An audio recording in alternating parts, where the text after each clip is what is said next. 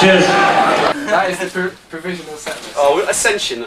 Well, that's a little bit tongue-in-cheek, seeing as this is more like an epitaph than an Ascension.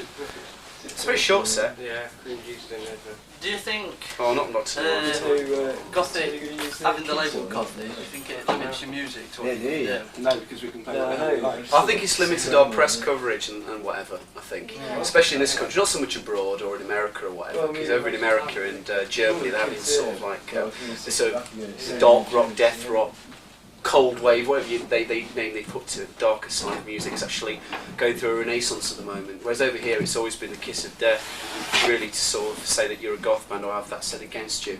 Yeah. I mean, like, I'm never really happy with the term goth because you can't really define it. Yeah. You know, you can say, well, I mean, like, I remember back like in the mid-80s, all the goth bands, like mainly like the March Violets, they never really looked like goth at all. They just sort of, you know, like old blokes. Right, at interview time.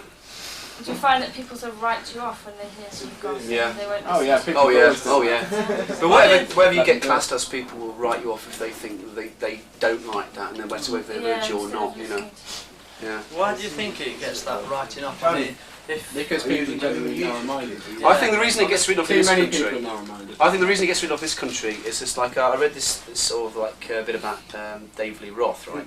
And like a few years ago, like heavy metal wasn't fashionable. People can't always remember that heavy metal was dead unfashionable. It's worse than goth thing, right? He's never been fashionable. But I mean, he got a real slagging from a few journalists in England. At one time, he got the guy against a brick wall, and he just says, "Why don't you like me? You're jealous, aren't you?" And he says, "Yeah, I'm jealous." And I think there's a lot of that in rock journalists, because I mean, let's face it, a lot of them are spotty, ugly bastards, aren't they? All been to sort of like public school and stuff. Not Corby Dave. All been to public school, and they've all got this kind of, this sort of like studenty sort of rock. I'm going to sneer at anything that tries to be different ethos, and I think that is a good portion of it.